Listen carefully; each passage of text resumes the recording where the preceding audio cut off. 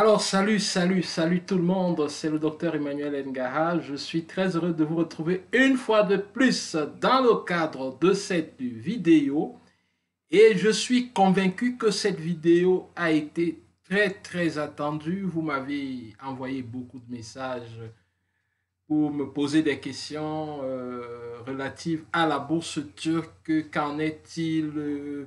Qu'en sera-t-il? Qu'est-ce qu'il faut faire? Combien de temps vous allez encore attendre? Alors j'ai essayé de prendre des notes pour vous. Question de vous faire cette vidéo et répondre à toutes ces questions. Alors, si vous n'êtes pas, s'il y a des questions que vous posez encore à la fin de la vidéo, n'oubliez pas de laisser ça en commentaire, uniquement en commentaire, s'il vous plaît, parce que par WhatsApp, je suis très pris par les activités. C'est pas que je refuse de vous aider par WhatsApp, mais je suis très occupé, donc je ne pourrai pas vous satisfaire par ce canal-là. Donc, posez des questions au bas de la vidéo en commentaire. Alors, qu'en est-il exactement? La période des bourses du gouvernement turc est clôturée depuis, et vous le savez. Et vous vous posez certainement ces questions-là. Qu'en est-il? Qu'en sera-t-il? Qu'est-ce qu'il faut faire? Et tout. Alors, cette vidéo est faite pour essayer d'apporter un début de réponse à toutes ces interrogations. Voilà, le programme des bourses turques est entièrement financé par le gouvernement de la Turquie. Et souvent, les candidatures sont plus de 150 000, parfois même 200 000 personnes postulent pour ces bourses qui sont devenues très prisées. Et le programme a déjà aidé des milliers d'étudiants qui ont fini par obtenir leur diplôme universitaire en Turquie. J'en suis un exemple. J'ai eu la chance d'être parmi ces, quand je dis des milliers d'étudiants, a déjà aidé des milliers d'étudiants, donc je peux dire que j'ai eu la chance d'être parmi ces milliers d'étudiants-là qui ont pu obtenir leur diplôme universitaire en Turquie grâce au programme de bourse turque. Alors, je pense être bien placé pour vous en parler. Dedans, vous avez un billet d'avion aller-retour, une assurance maladie, vous avez l'hébergement. Et dans l'hébergement, dans les yurts, ce qu'on appelle yurts en Turquie, où il y a également des repas. Vous avez aussi des cours de langue turque qui sont dans la bourse. Donc, on finance, voilà, on finance vos cours de langue turque pour une année. Ça vous permet d'avoir un bon niveau de turc, n'est-ce pas? Et après cela, vous commencez votre formation universitaire. Donc, pour cette année, le programme était à peu près le suivant. Les demandes du 15 janvier au 20 février, c'était la soumission des demandes en ligne et de février, c'est-à-dire du 20 février en mai 2020, c'était en fait l'évaluation des différentes candidatures qui ont été soumises en ligne et de mars pratiquement à juin 2020, ça devrait être les entretiens.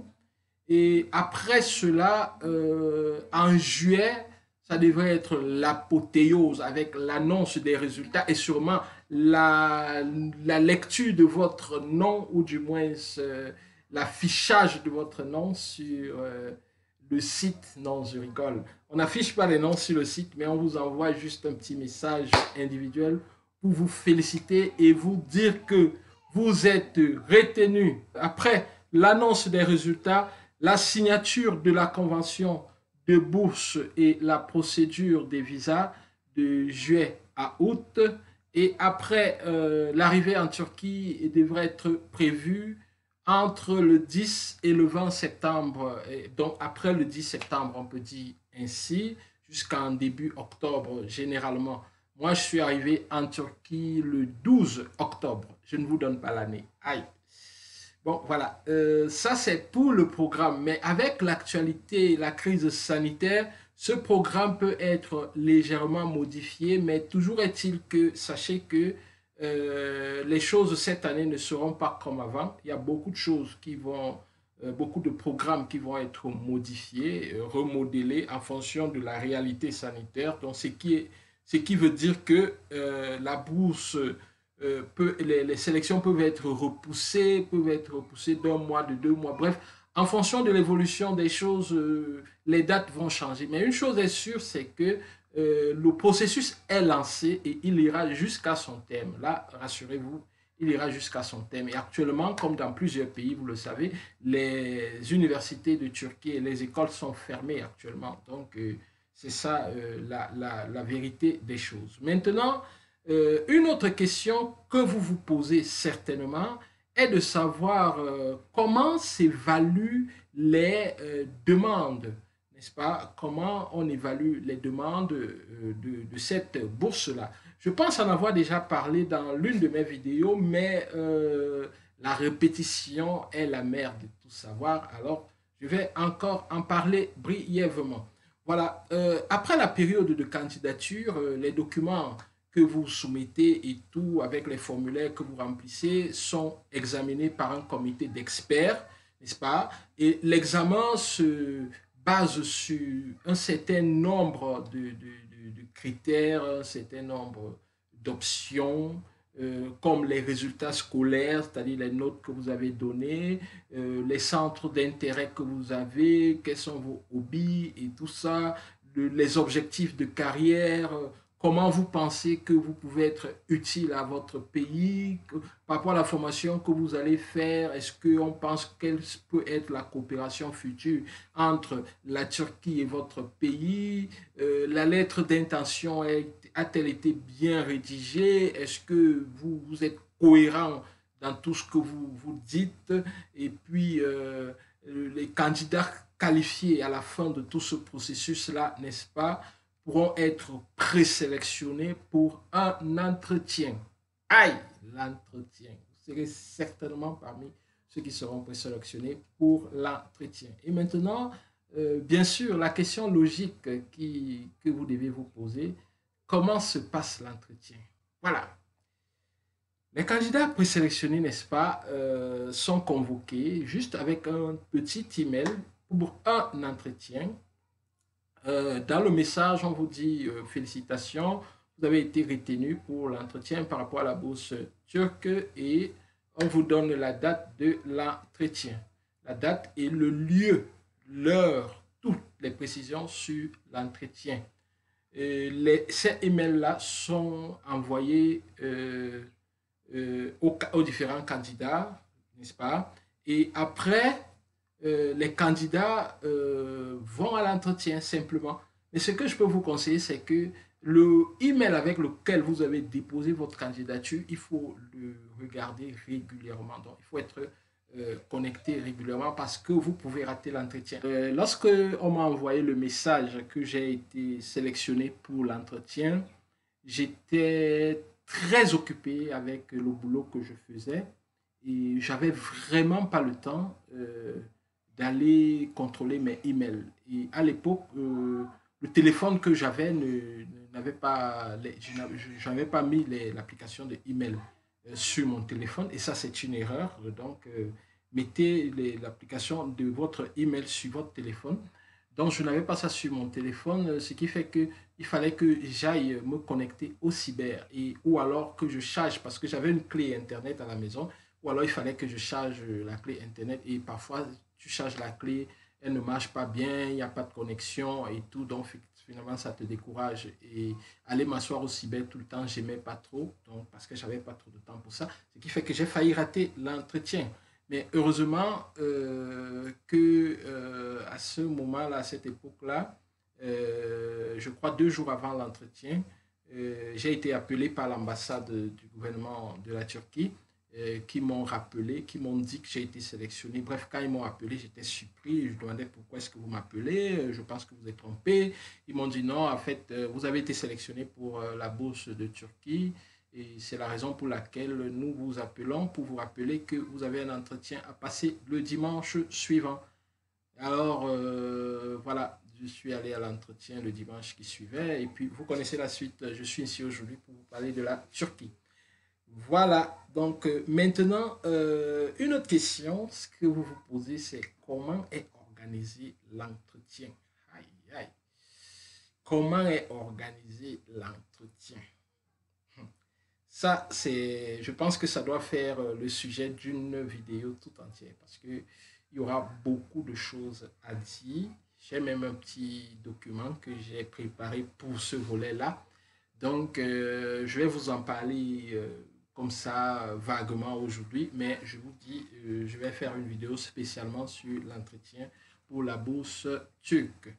Ce que vous devez savoir, c'est que l'entretien peut durer une trentaine de minutes, mais parfois moins, parfois ça peut être un peu plus.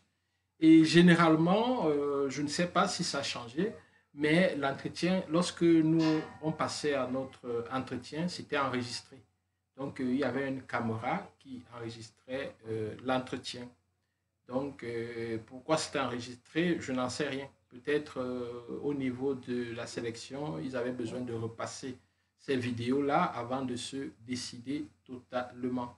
Donc, après, lorsque j'étais déjà en Turquie, ils nous ont dit que ces vidéos étaient archivées. Sachez aussi que, en tant qu'étudiant étranger, pour fréquenter en Turquie, dans les universités publiques, il y a un examen qu'on appelle le YOS.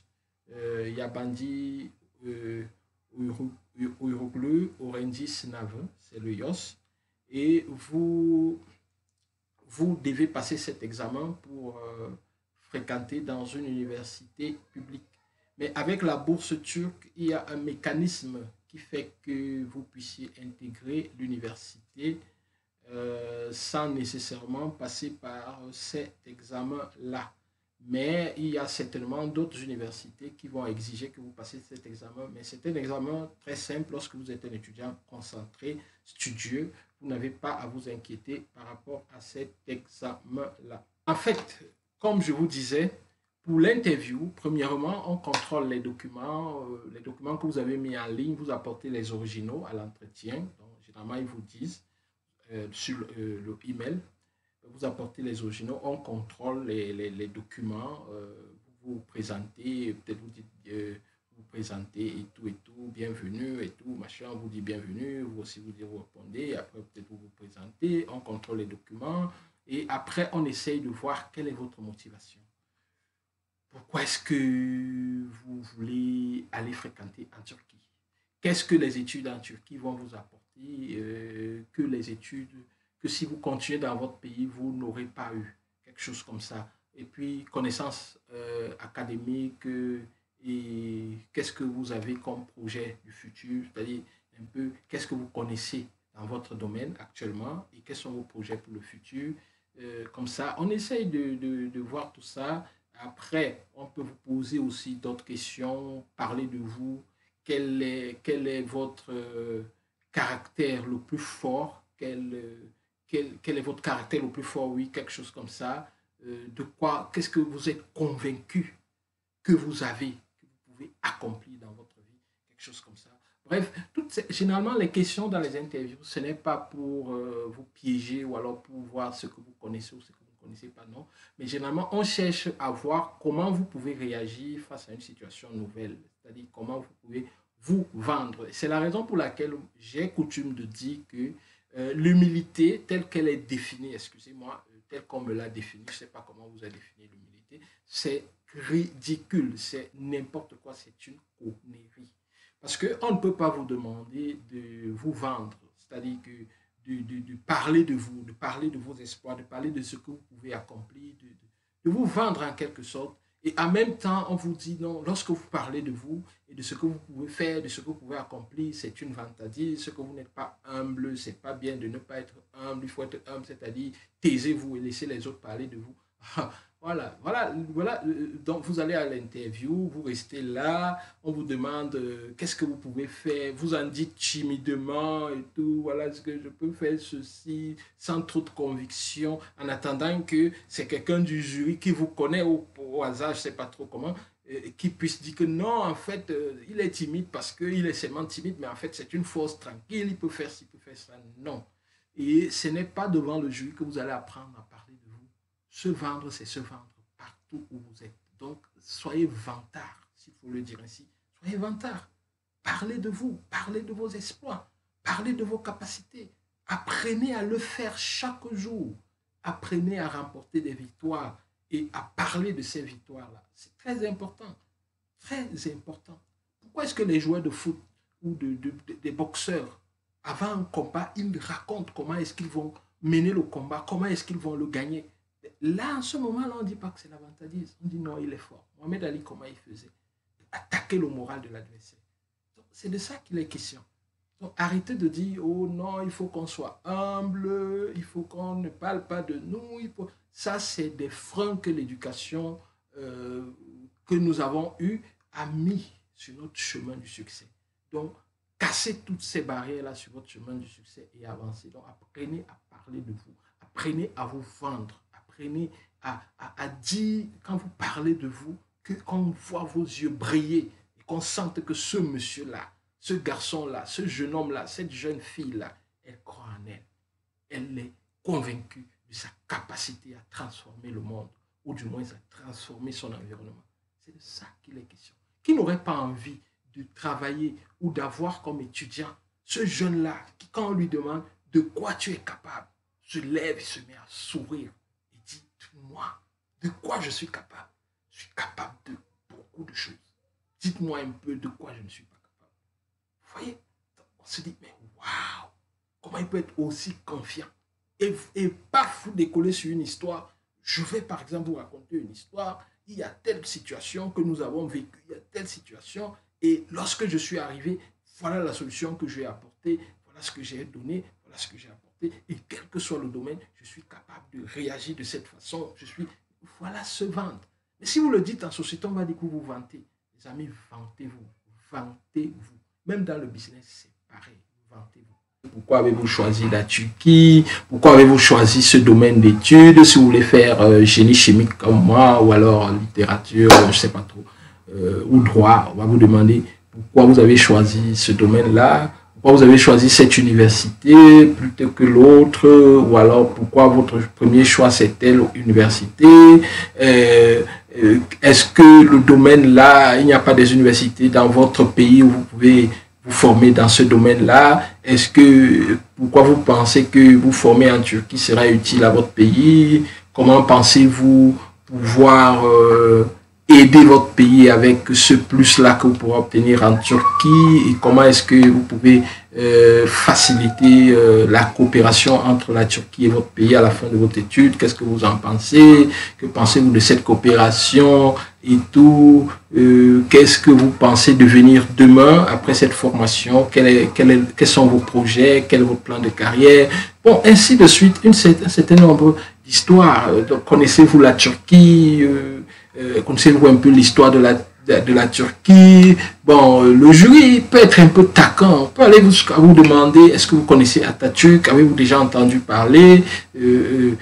Atatürk, c'est qui? Est-ce que vous avez entendu parler? Est-ce que vous connaissez un peu l'Empire ottoman? Bon, bref, on peut vous taquiner comme ça, mais soyez soft, soyez relax. Prenez ces informations, essayez de comprendre et tout, mais ne pensez pas que il n'y a pas de bonne ou de mauvaise réponse. Non. Ce qu'on cherche, c'est votre capacité à réagir devant une situation nouvelle. Soyez convaincant dans ce que vous dites. Ce que vous ne savez pas, dites que vous ne savez pas, mais alors dites que lorsque vous dites que vous savez où trouver ce que vous ne savez pas. Donc, essayez de montrer cela au jury. Voilà un peu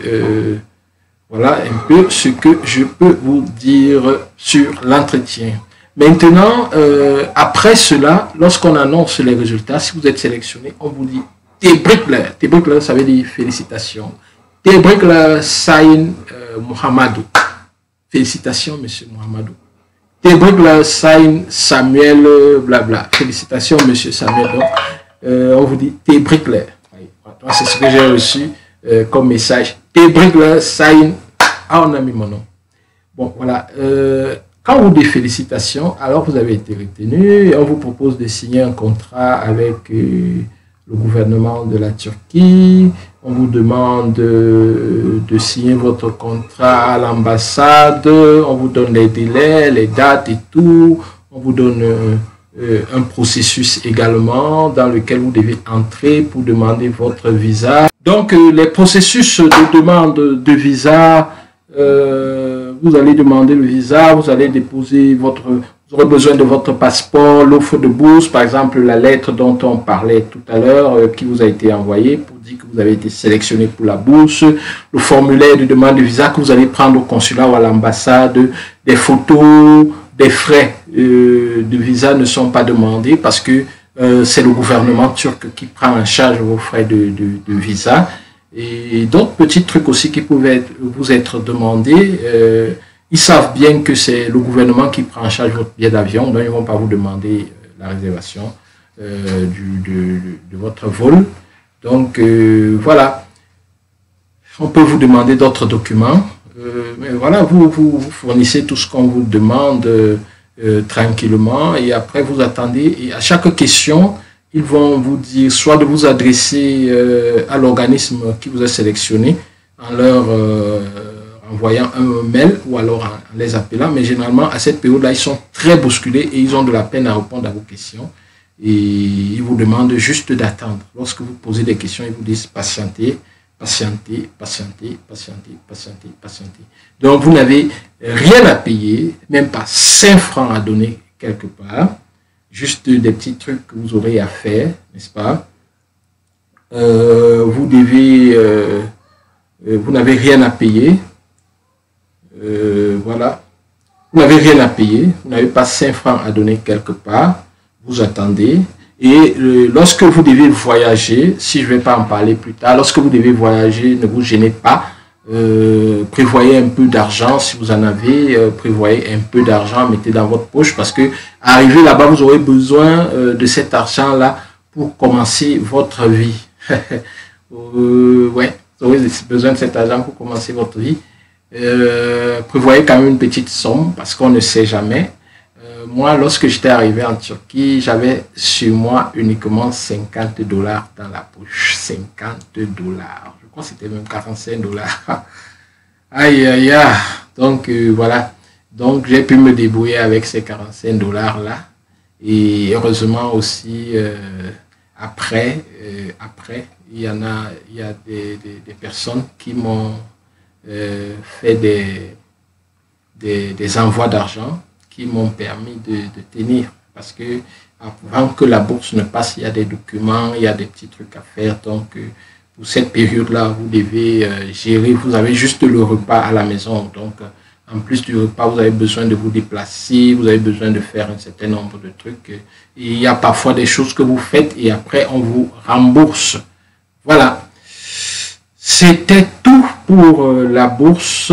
Je pense que c'est bon. Donc, patientez. Certainement, dans la période de juillet, vous aurez le retour. Si ce n'est pas le cas, vous aurez des nouvelles et on vous dira de combien de mois ou de combien de semaines ça a été repoussé. Donc, patientez, patientez, patientez. Mais si vous avez d'autres projets, ne bloquez pas vos projets. Ne bloquez pas vos projets. Lancez vos projets. Et après, si vous avez 2 options qui ont été concluantes, vous allez choisir laquelle vous arrange le plus. Donc, moi, je vais vous dire, j'ai eu 3 bourses. Je ne vais pas donner les détails. J'ai eu 3 bourses et j'ai choisi la Turquie. J'ai choisi celle de la Turquie. Les autres n'étaient pas mal. Elles étaient même meilleures. Certains auraient choisi ça à ma place. Mais j'ai choisi la Turquie. Donc, si je m'étais arrêté à un seul projet, je n'aurais pas eu le choix entre 3 bourses. Donc, voilà ce que j'avais à vous dire. Restez connectés, restez scotchés, restez couverts. Prenez soin de vous, restez confinés. Restez confinés, protégez-vous, protégez-vous, protégez-vous et surtout, protégez vos familles, gardez l'esprit high. Bye bye.